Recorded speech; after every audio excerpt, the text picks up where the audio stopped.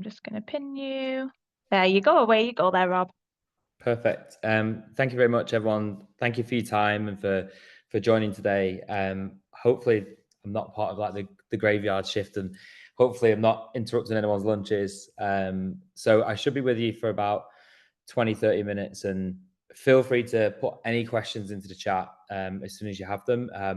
What I usually do is answer them at the end, just so we can keep good kind of flow, and then that way you're not kind of forgetting if there's anything that's on your mind. So you just throw it straight into the chat as soon as you're ready.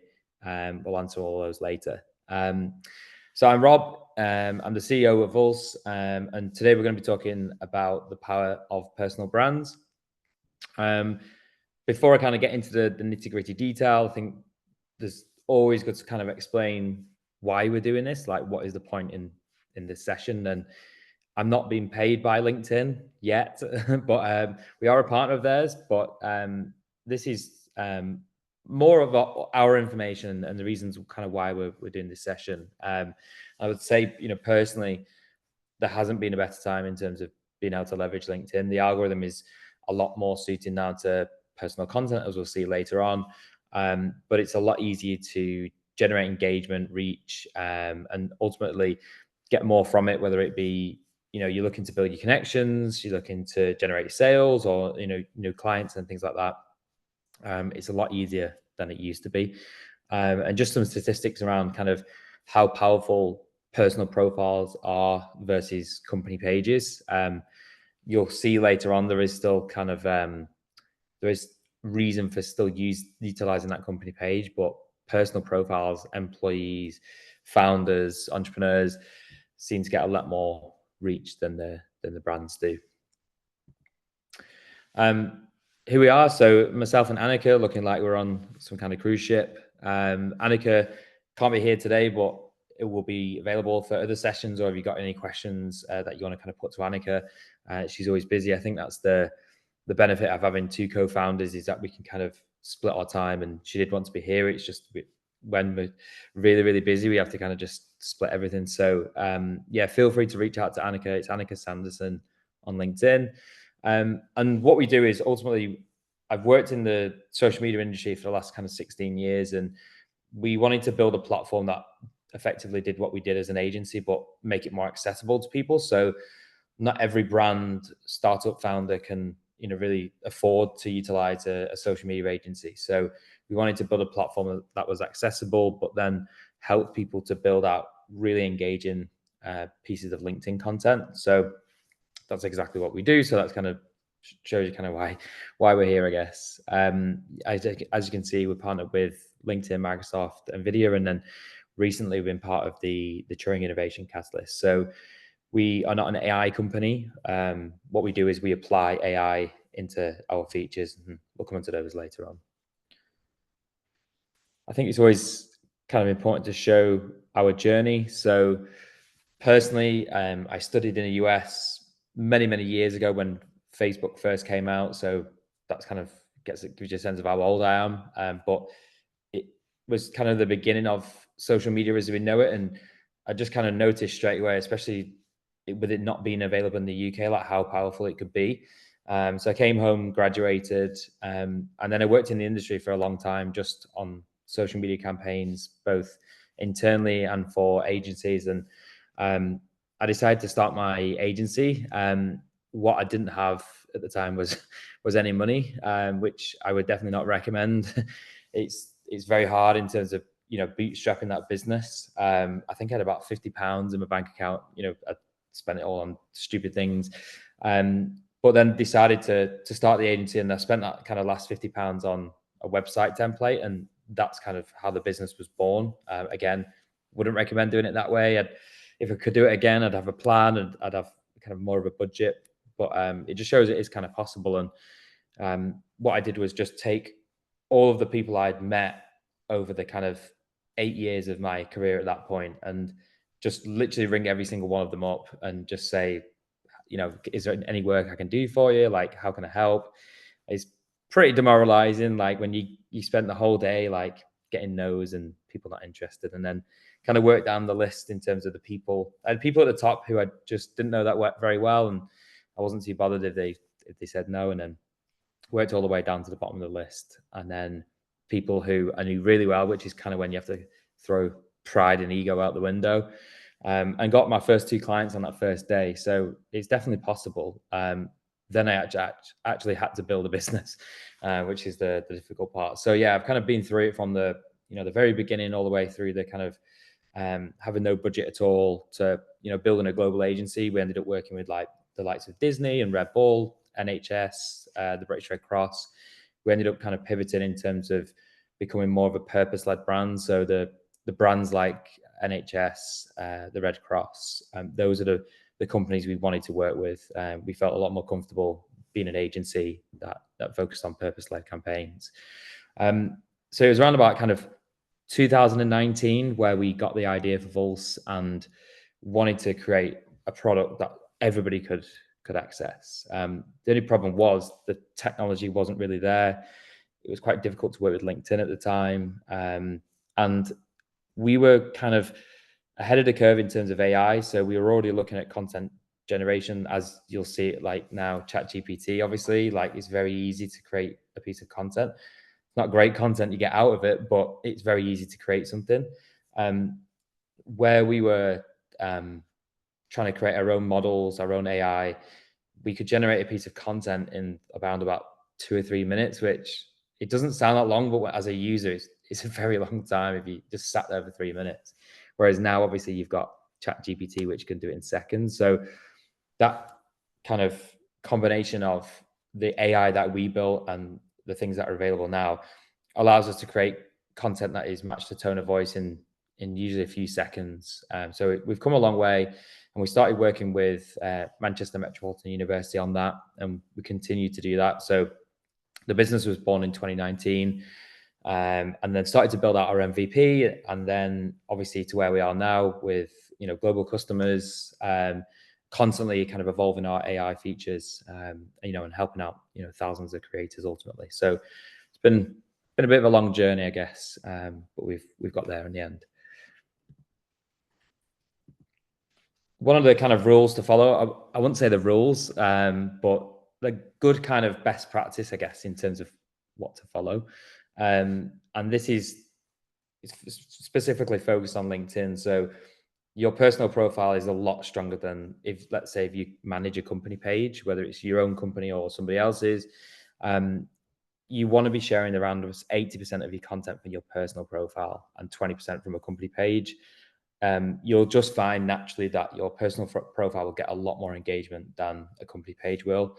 That said, it's still really important to focus on the company page as well. So it's almost like a checklist. So if people are checking out you and then they check out the company, that you have your own company or somebody else's, they're going to kind of look at that and they want to see that it's active as well. So it's just kind of ticking a box, I guess. And it will still get engagement. We've noticed from our company page, once we kind of like started to tweak and test different types of content that's been going out, our engagement levels have been going up quite dramatically. So there is still an opportunity there, but if you're going to do anything, focus on your personal profile. And ultimately, your connections are assets in terms of being able to have conversations, get leads from people, get recommendations. They're a huge asset. Content ratio, this one, again, it's not a rule. It's just kind of best practice to follow. We found that it works really, really well. And I almost think it's a little bit sad in terms of like the society we live in now, in terms of, but it is social media at the end of the day. And there's a lot of people who will say, this isn't Facebook, and, this is a professional network, which it is a professional social network. So what we find is the best way to approach it, if you're looking to build a personal brand, if you're looking to get more connections, more followers, you're looking to increase your impressions, your reach, just basically get more out of LinkedIn, this is the way to do it. And the way that it works is effectively the personal content warms up the users. It increases impressions, it increases engagement, connection requests, and it just warms people up for when you kind of drop in that extra 40%. If you kind of go hard on the industry or the company related content, it just doesn't land as well. So that that personal content, like maybe at the beginning of the week, will just warm people up. It'll kind of tell the algorithm that you're constant or consistent. You're posting content on a regular basis. And then once you kind of drop in an industry and company page, they'll get a lot more reactions. So ultimately, people buy from people, and the personal content could be anything to do with it could be hobbies, it could be sports, it could be family, dogs, pets. Dogs work amazingly well, and there is a method in the madness for doing it, and it's to show people that you do have personal side. It's to show off your unique personality, and it also then warms up that algorithm. So you'll notice, I'm just going to use a dog as an example, but if you post out a picture of your dog, it might get like 20, 30 comments with pictures of other dogs, and which obviously is not going to win any business, or it might, because people then might relate to you, like, once you kind of start to have those conversations. And you'll notice that your industry and company posts won't get as much engagement as the personal stuff, but they'll still be seen. And there's a lot of people on LinkedIn who they don't engage with content, but they still consume it. So it's really important to do that. And you'll see by following this kind of ratio that it does work in terms of increasing impressions, increasing connection requests and followers. These are some of the challenges and solutions that you might face. If there are any others, please just put them in the chat. We'll talk about them later. Trying to make these sessions a little bit more interactive in terms of you actually taking something away from them. So first kind of thing I want you to do in this session is to write down 3 goals, like 3 things that you want to achieve. It could be by the end of the week in terms of LinkedIn, not just generally. So it could be by the end of the week, by the end of the month. It could just be, I'm going to sign up to LinkedIn, or it could be, I'm going to update my profile, or I'm going to start posting a little bit more often. Just anything like that, kind of easy wins that you can kind of tick off. And then that kind of, we always say that confidence breeds consistency. If you start to do things, just little things kind of well, those marginal gains works really, really well. You start to be consistent quite easily. These are 3 of the biggest things or biggest challenges that we find. So thinking of a content idea, like you get to LinkedIn and you think, I don't know what to talk about. What should I post about? There's loads of different options. Use a theme planner. You'll see later that we've got one. Have a schedule, really helps. If you put down these kind of 3 content themes, works really well. Collaborate with others as well. So speak with friends, family, or people in your team, or others within your kind of your business. Collaboration really helps. Post anxiety is a big one. We've seen this a lot more now. So it could be a case of, again, I do want to post a picture of my dog, but I'm worried that people are going to think I'm not professional because I've posted it. Trust me, that you'll be a lot more popular than if if you don't post it, or you post something about work. It just seems to go down well. But I think there's the challenge of people worrying about either what their employer might think or what other people on the network might think. And trust me, I've been doing this for a long time, and I've just found that you can never please everybody. So as long as you're getting across your kind of unique personality, just post what you want to post. I know it's easier said than done. One of the best ways to do it is, again, find that comfortable consistency. So if you're posting out now like once a month, don't try and post like 5 times a week, because you probably hate it and then you won't do it. So maybe start with like once a week, something like that. Try where possible to kind of get out of your comfort zone. I remember like some of my old team like talking about like they thought it was like cringe to post certain things, but once they actually did, like they saw the benefit of it and they saw that they were getting reactions. And again, people buy from people and they want to see you and they want to see an insight into your life. But then at the same time, see that you're kind of a thought leader in the work that you're doing. And then having the time to post. We're all busy. We've all got things to do. Even if you work in digital, even if you're working in social, you've still got millions of other things to do. So making sure you've got time is quite important. So there's loads of things you can do for this. Schedule, plan ahead, dedicate time, or use a content creator. Again, another action, if you wish to do it, is spring clean your profile. So this is ultimately just getting your profile ready for more engagement. And it's a really nice thing to do, I think. we've all been there where the profile picture's like 5 years old, well, maybe just me, but it's nice to kind of look back at it and then almost see it like spring clean it. So creator mode, you may have heard of already.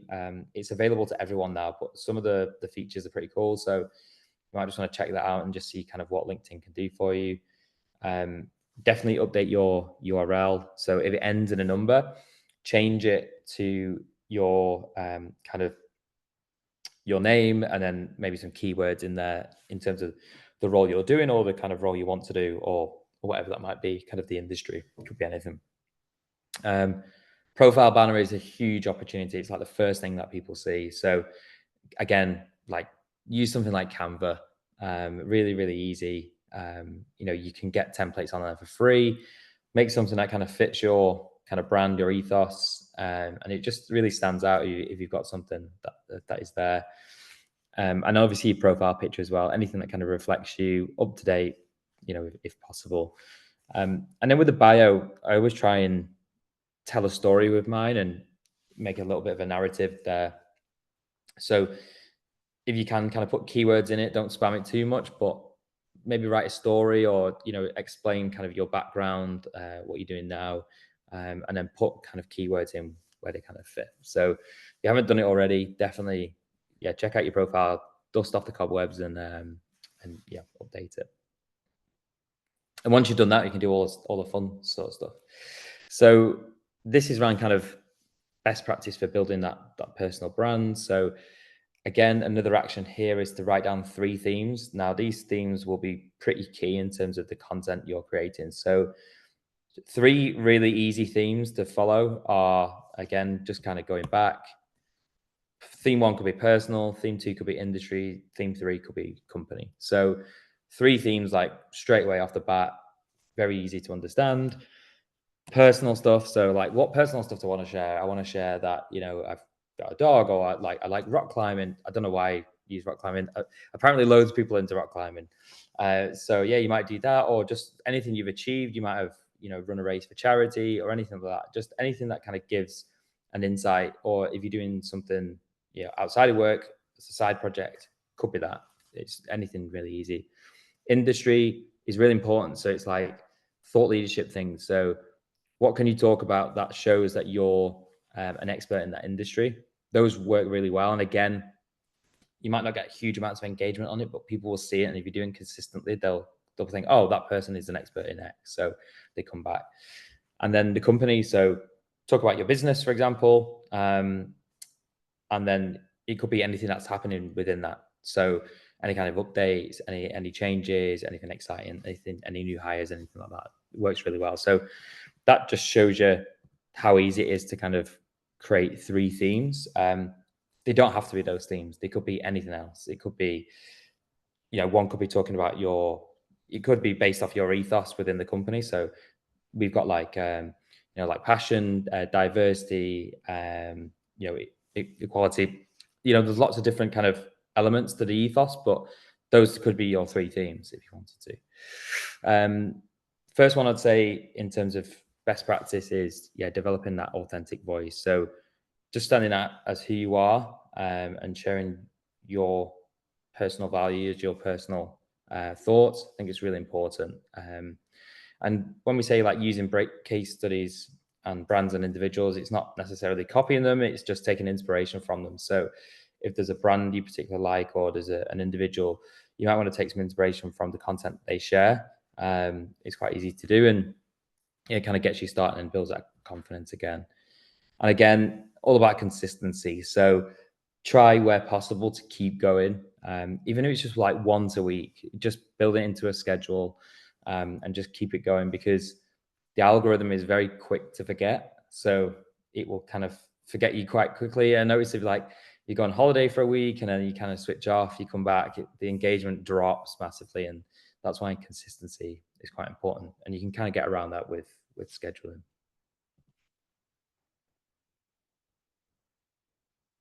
And then I just wanted to show you kind of that road and journey to building a following. It's not easy, but I guess if it were easy, everybody would do it. I think kind of the 4 key things to take away here in terms of building that following, if you do want to build one, is showing a unique personality really, really helps. Like, just stand out. Everybody on this call is completely different. So what can you do to show off your kind of unique personality? I think that really helps. For me, it was around, I wanted to show I wanted to show content or create content that focused on things that people could relate to within work, business, kind of our professional lives, that were actually challenges and struggles, but kind of making light of it and just kind of, doing it through memes basically, and just content that people could resonate with. LinkedIn's changed a bit in terms of its algorithm now, so they don't perform as well. They are looking now for more kind of long form content with a lot more detail, effectively because their AI can understand what it is and then decide who to share it out with.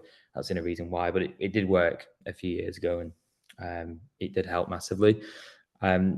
Staying up to date with industry news is really important. So again, that thought leadership piece. The easiest way to do this is like Google Alert. So, or go on the website where you want to follow, it could be like Social Media Today, for example. You got their newsletter, you get that every day. That's an easy way to kind of create a piece of content straight away and show that you're kind of a thought leader in a particular area. Taking one of the news articles, you could summarize it. It's really, really quite straightforward. And again, building that comfortable consistency. So don't try and do too much too soon. Just kind of work on what works for you. And then finally, don't be afraid to use humor. Humor definitely works. I think, again, it's about resonating with people. People will generally engage if they find it funny. Memes do work. I think, again, it just resonates with people when, we're all busy, stressful, jobs, everything else that's going on. It does work in terms of using humor if you want to. And another action, apologies, there's quite a few of these, but I wanted to make sure that you took quite, a lot away from it. So this is a really, really good process to follow, and it's something that we do every day. Some people find processes really boring, but I just think if they work, they work. And this really does work in terms of weekly output. It might change in the next year or so, but obviously we'd update these slides. But this is kind of the best plan to follow in terms of interacting and creating content on LinkedIn and how to get the most from it. So the first step would be to connect with, again, this kind of method in the madness. There's a reason for doing this, which I'll explain. So the first one is, if you can, get up early and start connecting with people who you want to be engaging with. So people you want to be having conversations with on LinkedIn. This could be late at night, this could be early in the morning, but ideally you want to do it before that person even wakes up, if possible. So I just put 10 down here. It could be 3, it could be 5, whatever works for you. Connect with those people. You can leave them a little note. I just generally, if I leave a note, it'll just be something really basic. It won't be a question or anything like that, because it's quite difficult. People might not even see it and they just connect with you and then they never see it. So if you are going to do one, keep it really simple. And then the next thing to do is, again, if it's try and do it early in the morning, but comment on 3 posts in your feed that are relevant. So where you can kind of add value. So scroll down your feed, look at different posts, and then just select 3 that you want to comment on, and then do that. And that effectively just warms up the algorithm just to say, this person's active. Okay, we're going to share their content a little bit more. So once you come to kind of step 3, you've already kind of been active, whether it's been connecting or commenting on content, and it really does work. So once you start to post out, and again, you can schedule this. So you could say, right, I'm going to connect at 9 a.m. I'm going to comment at 10 a.m. and then I'm going to post at 11 a.m. You want to post ideally 3 times a week, Monday, Wednesday, Friday, but I understand that it's not possible for everybody. And that might not be your comfortable consistency. So just find what works, get things scheduled. And then once you post, that content then will go out to your connections, and then LinkedIn basically decides whether it should be shared kind of externally. If you've got people commenting and tagging other people in, great. Do that where you can. Ask questions so people will comment. The more comments, the better, really, on a post. And the great thing is, those people that you connected with in step one, as soon as they connect with you, they'll start to see that content you posted out that morning. So if you can be kind of strategic about it, you can make sure that message you want that person to see is directly within their feed, and one of the first things that they see in the morning as soon as they connect with you, or when they do connect with you. So it's really powerful. And then steps 4 and 5 are just around kind of engaging, monitoring comments, things like that. You'll see later with the platform, you can do all of this within Vulse.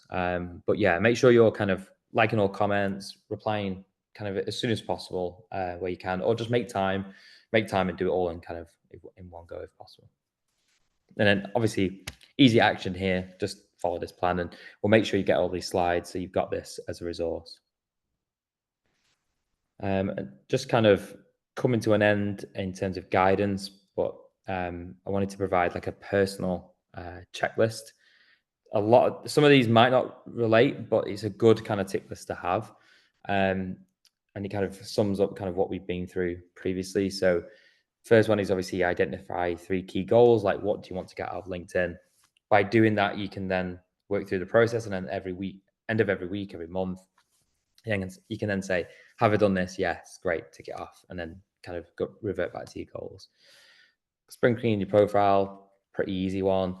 If you do have access to a company page, make sure you update that as well, and make sure it kind of matches your tone. Again, you might want banners to match up, things like that, or you might want bios to be quite similar. Build out those content themes, really, really important. Follow those. It's a really nice process to kind of 1, 2, 3. It's like 3 content themes, Monday, Wednesday, Friday. It works really, really well. Then you want to be testing multiple post formats. So images generally do the best, then kind of documents, and then videos. LinkedIn is changing in terms of its focus on video, so expect a lot more. They recently released or testing a feed similar to TikTok, where you can just scroll through different videos on LinkedIn. After having seen stories being tested, it could be absolute hell, but we'll see. We'll see what you think. So hopefully that'll be released soon. It might be really useful, actually. Follow that engagement process in the document. And of course, if you want to use a platform, you're more than welcome to use Vulse. I'm not here to sell or anything like that. You're more than welcome to sign up for a 7-day free trial. And then just while I'm here as well, I might as well show you kind of our platform. So everything we've done, everything we've built is around kind of solving those key challenges. So you'll get a personal dashboard. You can add personal profiles, company pages, as many as you like. We've partnered with LinkedIn, so all of our data comes directly from them. You'll start to see an account score as well. So as you start to create more content, you'll see that score kind of increasing. A bit like Fitbit in terms of, you're getting, a weekly score, and you want to kind of work towards improving that. We've got things like post creation, content performance, top performing posts, everything in there really to help you manage your content and then to analyze it as well. And then just finally, some benefits of using the platform. Not only that, it's free for a week as well, but also you can collaborate between teams. So you got team post sharing. You can get instant content ideas as well. So all you need to do is just put a theme into the content theme planner. It'll give you different post ideas. You select one of those and it will create a post in your tone of voice. So very, very quick, very powerful. And then also you can analyze all of your posts as well. So you can start to see what types of posts are performing well, where you need to improve, and then use that in terms of your future content campaigns. This is just a QR code to the website, which is vulse.co. So feel free to take a picture. And yeah, I think that's everything for today's presentation. Yeah, more than happy to take any questions. I've not seen the chat yet, so if there are any questions, feel free to read them out, George. Any questions at all? Amazing. Thanks so much, Rob. I'm literally obsessed with LinkedIn, so I've really enjoyed this session. One thing from me, just before I delve into the chat, just a really quick one, because you mentioned the videos are going to start to become a lot more apparent on LinkedIn. And That's one thing I've been thinking of over the last few weeks. There's one thing I don't see on LinkedIn that you do see on other social networking sites is the kind of emphasis on different trends. And like, so for example, one trend that I'm thinking that could really work with LinkedIn is like the come work with me for a day kind of trend. And you don't really see those trends coming up on LinkedIn. Do you feel like there's a reason for that? Is it just it wouldn't work on that platform, or is it just people have not thought to do that before? What's your kind of thoughts on that one? Yeah, it's a good question. It does frustrate me because I see so much good content on TikTok, and there's so many really good work related accounts, or even just brands that are, the day in the life sort of thing, or showing off the insight into the company or their team. And I always save as many as I can off TikTok, and then I obviously post it onto LinkedIn, and the performance is really poor. The videos actually used to perform better a couple of years ago. I used to get like some of the highest levels of engagement on videos, and I think it was when they were kind of there. I don't think they really knew what they were doing in terms of their algorithm. So any form of content could perform well, but now they're very much focused on long form pieces of content. So effectively, they want a big piece of content to be able to use their AI, so then they can analyze it and then decide who that content should be shared with. So if it's talking about, I don't know, the latest feature on Instagram, it will share it. It's more likely to share it with people who regularly talk about those topics or have those sort of keywords in their bio.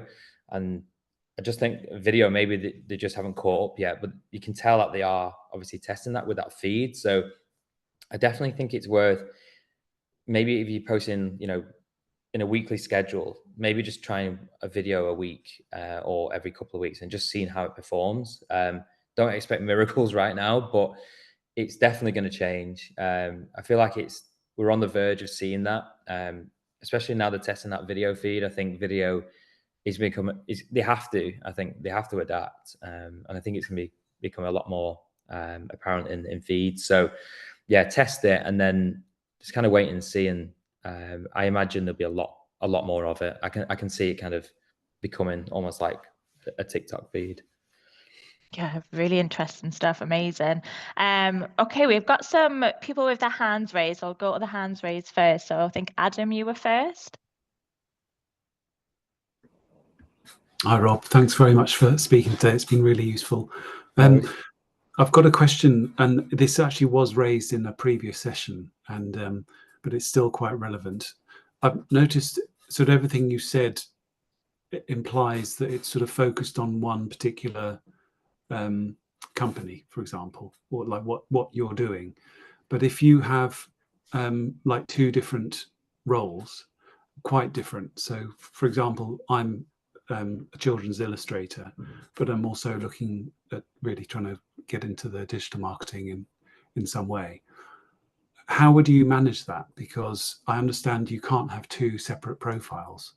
And if they're so sort of disparate, but at the same time you're trying to, I mean, would you have to choose one over the other, or do you have any comment on that? It's a really good point. And to be honest, it's not something we've actually come across before. I definitely wouldn't go down the route of having two profiles. No. I have seen it before, and LinkedIn doesn't like it. And I think it also becomes quite confusing to users. What I would do is I would prioritize my content based on where my focus was. So depending on obviously your current role and what you want to do, is just I guess kind of identify which one is more important and what do you want to be known for, because you can share both pieces of content just with a different kind of ratio. So it could be, for example, current role is 20%, future role and thought leadership is 80%. You could also kind of stagger it, so then it's not like a sudden shock to people who follow you or your connections. Or to be fair, that might work. Sometimes it's easy to kind of rip the band-aid off, and then this is what I talk about now. So you've got a couple of options. You could go down that route and just be like, this is what I talk about now, and here's all my content. Or you could stagger it in terms of slowly kind of producing more and more content around the digital marketing side. and yeah, thought leadership pieces. But yeah, it's really interesting. And if you need any help, like outside of this, just feel free to get in touch, and love to go through it with you. All right. Thanks very much. Perfect. Then we've got Izzy. Hello, Rob. Thank you so much for today. I'm just curious about your process. So when a client comes to you and goes, we need help with personal branding. Yep. Or like what's your process with them? Yeah, it's a good question. I think the first one is finding out kind of the why, like why are you looking to do this? What do you want to achieve? Goals is like the first kind of section that we look at. Like, what do you actually want to achieve? Because those goals kind of shape everything that we're going to be doing. And then, can I ask what they say to you? It's just really interesting to me of what they like. Do they know what their goals are at that point? We always go into those sessions thinking we hope they know what they want, but a lot of the time they struggle and don't understand their goals.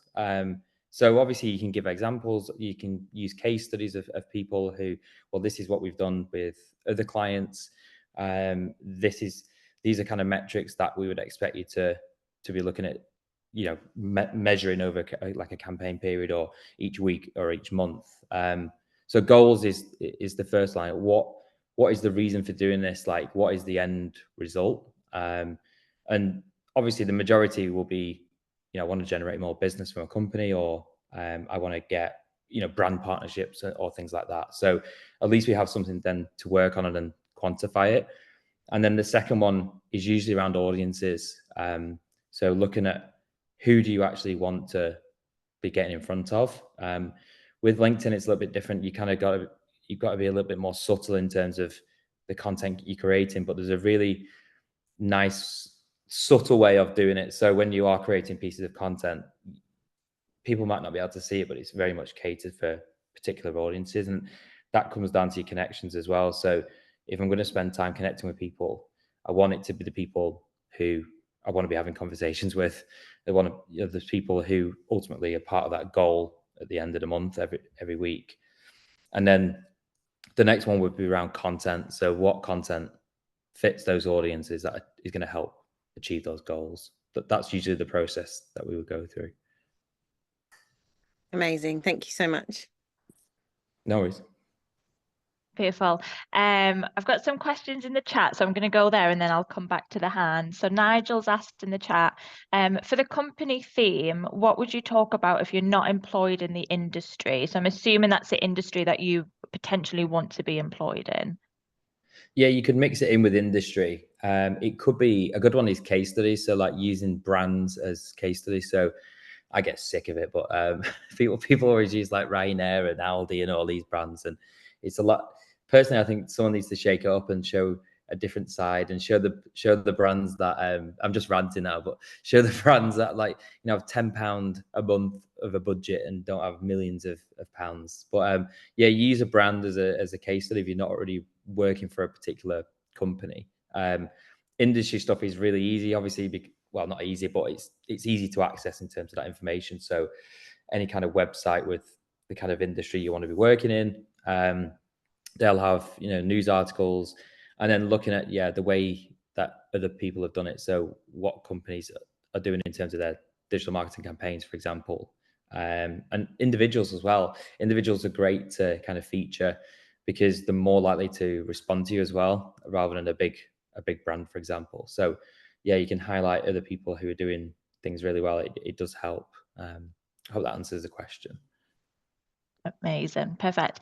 And Genevieve's asked, so you mentioned not posting within 18 hours of each post. What's the reason for that? I think that was around editing. So I think, you can post within 18. It was more around editing a particular post. So ideally you want to kind of avoid editing the post where possible. I post pretty much every day.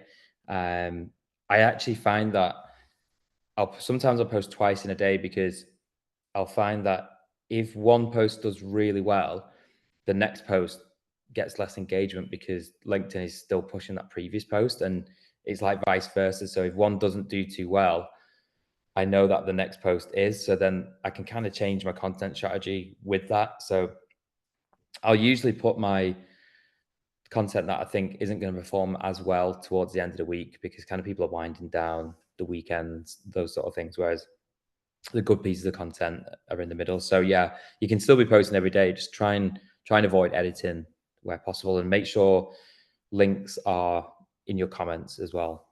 So don't put any links in like the main body. Interesting. I edit all my LinkedIn posts, so I need to stop doing that.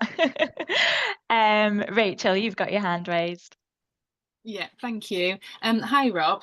You mentioned right at the beginning of your presentation that you've done some work, I think it was with the Red Cross, and I have to say this is a bit more of a personal question really, because I've got an interest in working in the charity sector. But what did you do for them, and was it related when you were doing your LinkedIn work, or was it before that? I'm just interested in what you would have done for them. Yeah, we did a lot for the Red Cross. I was quite fortunate in terms of, I think when I started the agency, it was a case of, building work through referrals, which are the best, is the best work you can get. It's the easiest win because somebody's already recommended you, and it's a bit of a warmer kind of introduction than, meeting at a networking event, for example. Sorry, I was grab my dog. Why does it run off? So yeah, with the Red Cross, we got referred to them through, I think it was a designer that I used to work with. And then I think the first piece of work, we ended up doing, I think, every kind of possible project for them. Right. The first one was to create a knowledge base. What happened was, and I think there's a huge challenge in the charity sector with kind of where content is shared and where it can be accessed. So the knowledge base was effectively, say if they were using a freelancer, they'd have to share like an Excel spreadsheet, which is not secure. It can't really be edited as well. Obviously that has changed now since obviously like Google Docs and things like that, but still it's only content. It's not, you can't analyze it. So they wanted a platform to be built that could analyze what questions were being asked on social media and then have all the responses within that knowledge base. So we did that. We built them AR filters. We worked with them on their launch of TikTok, the TikTok account. We've done some quite a bit of personal branding stuff. So you think with a charity, just kind of, we did a lot of the, I guess, unique pieces, but then a lot of the kind of the standard content creation, content planning, those sort of things. Incredible charity to work for. And yeah, there's loads of challenges that can be solved in the charity sector.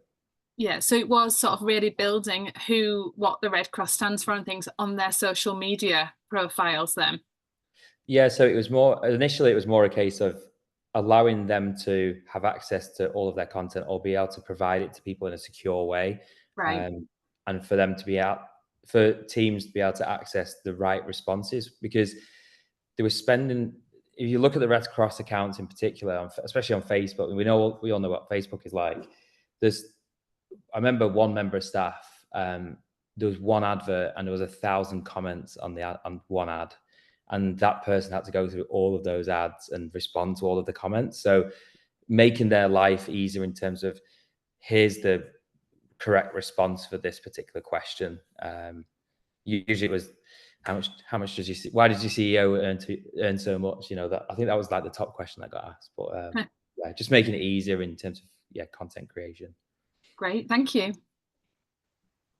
Thanks. And we've got Tahira next. Hey Rob, firstly, thank you for giving us your time this afternoon. It was really, really insightful. Yeah, no worries. My question is, I really do like the idea of bringing your personality into your LinkedIn profile. But the thing is, it's like, LinkedIn is, like you said, it's like a professional platform. And I don't want to, how can I put this?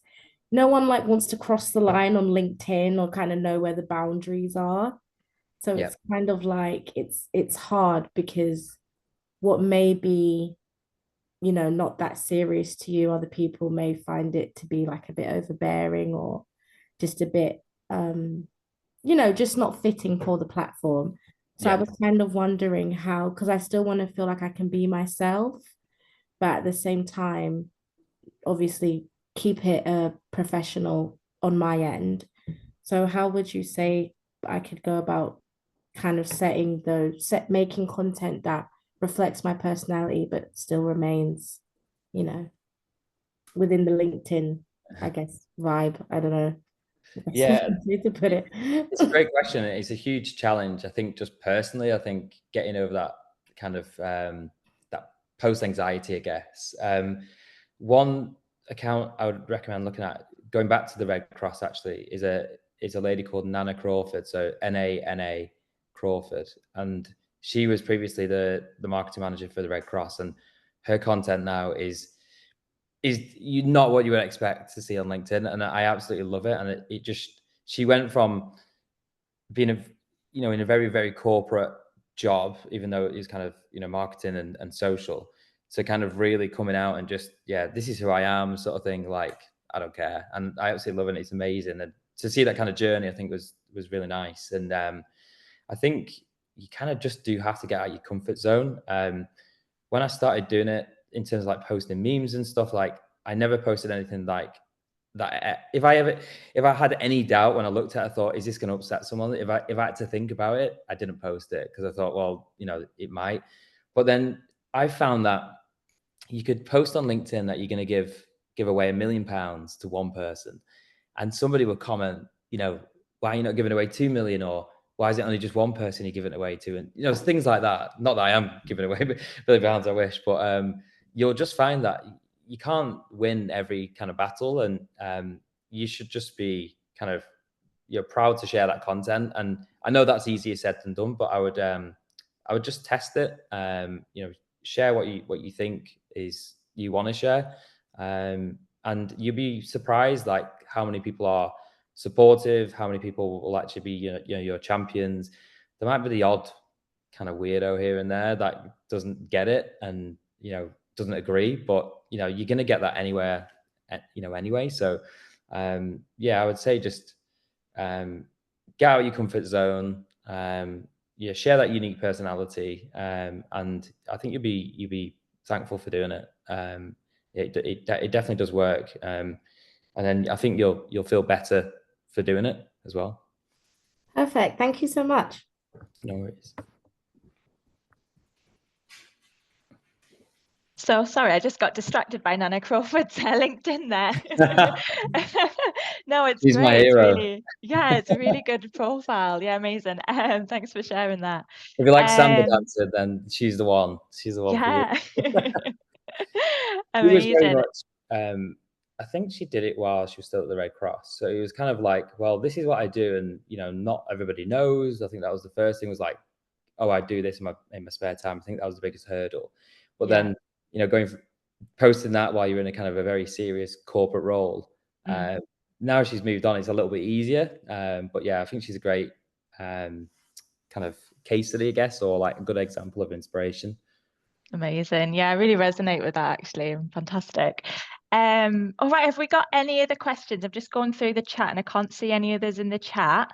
Any other questions for Rob before we let him go?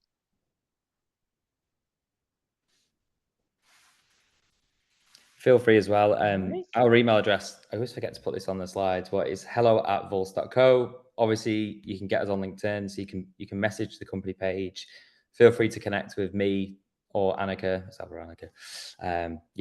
Whichever one works for you. Fantastic. Amazing. One last one from Yvette there. Hi, I've actually started posting stuff on LinkedIn, and I just really wondered, what does impress likes? Sorry, I couldn't quite hear that. I think it broke up. Sorry, yeah, my really rubbish.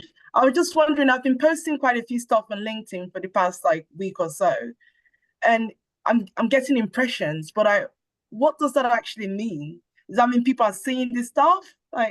I've not really been looking at the algorithm to find out to understand what's happening with the stuff I've been posting. Yeah, it just basically means how many feeds has that piece of content gone into. So effectively is how many people have seen it. The there's a bit more, it's not as kind of clear cut as that in terms of how many people have actually engaged with that piece of content, but it gives you a kind of a good indication of, you know, which pieces are getting more reach, which pieces of content are being seen by more people. And you'll start to see, I think this is a good feature in terms of Vaults, like the top performing posts, you can see quickly, you know, which pieces of content, if it's like a personal post or it's something related to the industry, you'll start to see what is actually resonating with people. Where you want to kind of lean towards is comments. So try and get more comments onto your content. So creating conversations, asking questions, asking people what they think. Everybody loves to give their opinion. So, you know, utilize that and put that into your copy. And then you should see more in terms of your impressions. But yeah, impressions I wouldn't put too much emphasis on, but it just gives you a good indicator of like how many people are seeing it. Yeah. Wow, that's amazing. Thanks so much. Yeah, definitely the questions I will be adding to my to my stuff. Thanks. Yeah, no worries. Amazing stuff. Oh, well, thank you so much for coming on there, Rob. I really enjoyed that one. Took a lot away from that, so that's perfect. All right, great. And if people want to reach out to you, is it best to do that via LinkedIn, I'm assuming then? Yeah, LinkedIn, email, whatever you like. Yeah. Perfect. Amazing. Well, thanks again, Rob. Enjoy the rest of your day. Thank you for coming on. Thanks, everyone. Cheers. Take care. Bye-bye. Amazing stuff. All right, Dan. Well, my group are going to take a wee break now. Are your group going to do the same? Yeah, we'll just do the same as what you're about to do. What time are you coming back, Georgia? I'm going to say quarter past 3 for my lot. 3:15 for my lot as well then. Beautiful. Amazing stuff. All right, guys. See you then. See ya. Bye. Sorry, what time are we back? Quarter past. Thank you. No worries.